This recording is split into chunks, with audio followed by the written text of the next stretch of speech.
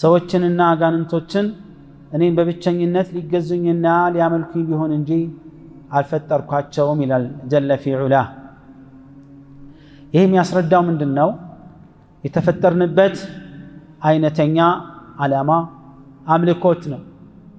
ስለዚህ ሊያስጨንቀን ሊያሳስበን ሊያነጋግሩን ከሚገቡ ወሳኝ ርዕሶች መሃል ይህን የተፈጠርንበትን ዓላማ እንዴት እናሳካለን፣ በምን አይነት መልኩ ነው ትክክለኛ የአላህ ዐዘ ወጀል ባሪያ ሆነን የተፈጠርንበትን ዓላማ ግብ መምታትና ማሳካት የምንችለው የሚለው አሳሳቢ አርዕስት ሆኖ መወሳት አለበት።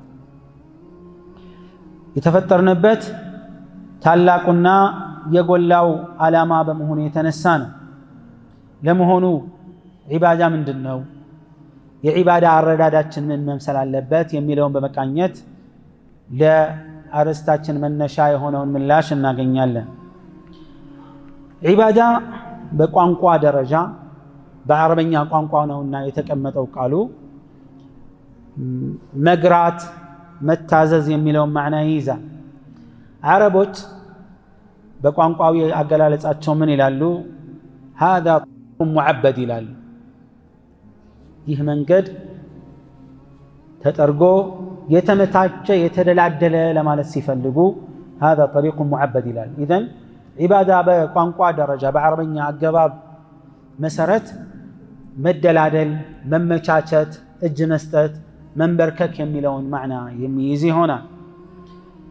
ሸርዐን እንደ ሸሪዓ አገላለጽ ስናይ መቼም ቋንቋዊና ሸሪዓዊ አገላለጽ ይመጋገባሉ እንጂ ፍጹም ሙሉ በሙሉ የተለያዩ ሆነው አይሄዱም። የአረበኛ መነሻ ስለሆነ ማለት ነው። ባይሆን በቋንቋ ደረጃ የሰፋውን ማዕና ሊገድብ ይችላል የሸሪዓዊ አገላለጽ። ለምሳሌ ሰላት በአረበኛ ቋንቋ ደረጃ ዱዓ ማለት ነው። ይሄ ደግሞ አጠቃላይ ብዙ ነገሮችን የሚያካትት ሲሆን ሸሪዓዊ ሰላት ስንል ደግሞ የሚታወቀው ስግደት ነው። አንድ ጉዳይን ነው የሚመለከተው። ዱዓ የሚል ማዕናም ይመጣል እንደ አገባቡ ማለት ነው። ሌሎችም ልክ እንደዚሁ። ዘካት ለምሳሌ ነማእ ነው። የአንድ ነገር መበልጸግ ማደግን መበርከትን ያሳያል። ሸርዐንስ ከሆነ ንብረት የሆነ ጊዜ ሲደርስ የሚወሰድ የገንዘብ መጠን እንደማለት ነው። ከዛ ለሚገባቸው ይሰጣል። ወሃከዛ ጾምም ልክ እንደዚሁ። አንዳንዴ ደግሞ የሸሪዓው አገላለጽ ከቋንቋው አገላለጽ የሰፋ ሊሆን ይችላል አንዳንድ ቦታ ላይ እንደሚመጣው። ለማንኛውም ሸርዐን ዒባዳ ስንል ሁለት ነገሮች አብረው መታየት አለባቸው። ከሁለት አንጻር ነው የምናየው። አንደኛው የሰዎች ተግባር ዒባዳ ይባላል። ፊዕሉል ዐብድ ለምሳሌ ሰላት መስገድ፣ ዘካት መስጠት፣ ይህ የሰው ተግባር ድርጊት ዒባዳ ይባላል። ዑለማዎች የዚህን አይነት ይህን ዒባዳ ምን ብለው ይገልጹታል? هي طاعة الله بفعل أوامره واجتناب نواهيه مع محبة الله وخوفه ورجائه አላህን እየወደዱ እየፈሩት ተስፋ እያደረጉ ትእዛዛቶችን በማክበር ክልከላዎችን በመራቅ አላህን መታዘዝ ነው። ይሄ የኛ ተግባር ነው ዒባዳ የሚባለው። ሁለተኛው ዒባዳ የምንለው ምንድነው? ሸሪዓ የደነገጋቸው ተግባራቶች ቢተገብሯቸውም ባይተገብሯቸውም ዒባዳ ይባላል። ስለዚህ ለምሳሌ ሰላት፣ ዘካት እነዚህ ተግባራቶች ዒባዳ ይባላሉ። እኛም የምንፈጽመው ተግባር እነዚህን ተግባራዊ ስናደርግ ዒባዳ ፈጸመን ይባላል። ስለዚህ ዒባዳ ተግባራችንም የተደነገገውም ተግባር እዚህ ውስጥ ይካተታል። እነዚህ ትእዛዛቶች የሸሪዓ ትእዛዛት ይዘት አለው ታውቃላችሁ። አድርግና አታድርግ ትእዛዛት እንዲፈጸምና መከልከል አለው። እነዚህ ሁሉ ዒባዳ የተባሉበት ምክንያት ምንድነው? እነዚህን ትእዛዛት ሰዎች ሲፈጽሙ ለአላህ መንበርከካቸውን ለአላህ እጅ መስጠታቸውን የሚያሳዩበት በመሆኑ የተነሳ ነው። አላህ ዐዘ ወጀል ይህ የሰው ልጅ የተፈጠረበት ዓላማም እንደሆነ ነግሮናል። መግቢያ ላይም እንደጠቀስኩት ወማ ኸለቅቱ ልጅነ ወልኢንሰ ኢላ ሊያዕቡዱን። ይህኛውን ዒባዳ እንዴት አድርገን ነው ለመሆኑ ተግባራዊ ማድረግ የምንችለው እውነተኛ ታዛዥ መሆን የምንችለው የሚለውን ስንመለከት ብዙ ሰዎች ዒባዳን የሚያስቡበት እይታ የሆኑ ተግባራቶችን መፈጸም አርካን አልኢስላም ብቻ የሚመስለው ሰው አለ። አንዳንድ እይታዎችን እርማት በኋላ መስጠት እንሞክራለን ኢንሻአላህ። በቃ የሆኑ መተግበር ያለባቸው የዒባዳ የዲን ክፍሎች አሉ። خلاص አንድ ሰው ያንን ከተገበረ እውነተኛ ለአላህ ታዛዥ ሙሉ በሙሉ እንዳደረገ ራሱን የሚያስብና የሚገምትበት አጋጣሚ ብዙ ነው። ስንጠይቅ ራሳችንን ለመሆኑ እነዚህ የዒባዳ መገለጫ ተግባር የምንላቸው ነገሮች የተወሰኑት አርካኑል ኢስላም አርካኑል ኢማን የጎሉት ማለት ነው ስናይ ከጊዜያችን ምን ያክል ሰዓት ነው የሚወስዱት? በል ከሰው ልጅ እድሜ ምን ያክል ነው የሚወስደው? ዒባዳ ብለን እኛ ምን ገድበን የምናስበው ነገር ማለት ነው። እድሜያችን ብዙ ነው። እነዚህን ምን ተገብርበት ጊዜ በጣም አጭር ነው፣ ሲነጻጸር የትም አይገናኝም። እሺ የቀሩት እድሜያችን ክፍል ምንድነው የሚሆኑት? አላህን ካለመታዘዝ ውጭ ነው የምንሆነው? አላህን በማምለክ ስር ነን ወይስ አይደለንም? ከዒባዳ ውጭ ባለ ነገር እንዴት ነው ልናሳልፍ የምንችለው? ይህን ራሳችንን ቆም ብለን ይኖርብናል።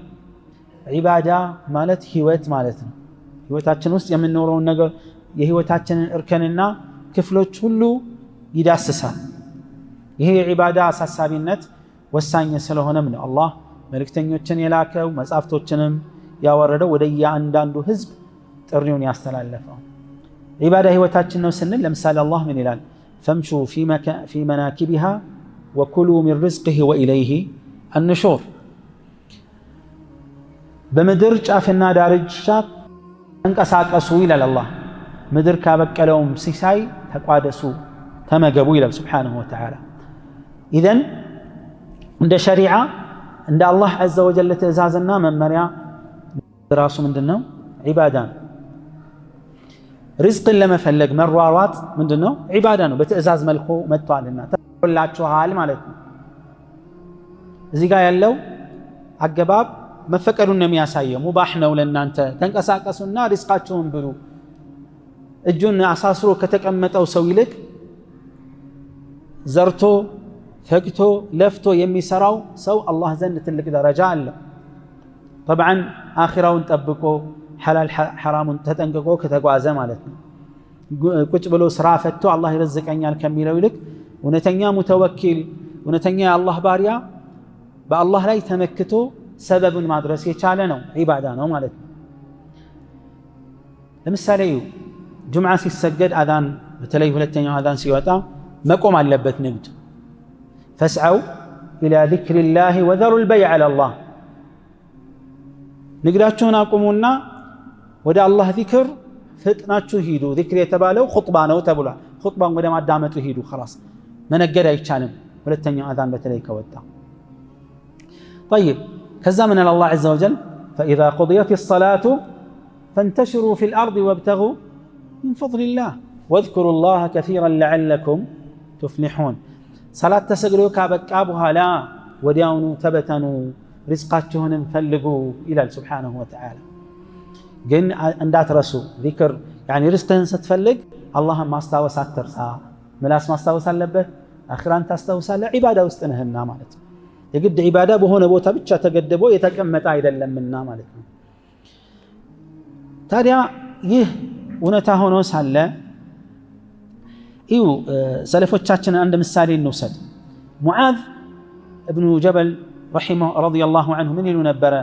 ከማ አኽረጀሁ አልቡኻሪ ኢኒ ለአሕተሲቡ ነውመቲ ከማ አሕተሲቡ ቀውመቲ ይላል። ሌሊት መቆም ከእንቅልፌ ነቅቼ ሰላትን መስገድ አጅር አገኛለሁ ብዬ እንደማስበው ሁሉ እንቅልፍም ስተኛ አጅር አገኛለሁ ብለው አስባለሁ አሉ። በውዱእ ይተኛሉ፣ በቀኝ እጃቸው በዚክር በዒባዳ። ከዛ በኋላ የሚተኙት ሁሉም ሰው ይተኛል አይደል? ሁሉም ሰው እኮ ይተኛል፣ ይነቃል እረፍት ለማግኘት ምናምን ብሎ። የሙእሚኑ እንቅልፍ ዒባዳ ነው። እንዴት ነው ዒባዳ የሚሆንለት? በጊዜ የሚተኛው ሌሊት ለመቆም እንዲመቸው ብሎ፣ ፈጅርን በጊዜ ለመስገድ ብሎ፣ ነገ ጧት ሲነሳ ያለበትን የሥራ ኃላፊነት ለመወጣት ብሎ ይሄን ንያውን አሳምሮ ሲተኛ እንቅልፍ ተኝቶ እያረፈ ነው አይደል? እየተዝናና አይምሮውን ሪፍሬሽ እያደረገ ነው፣ ግን አጅር አለው ማለት ነው።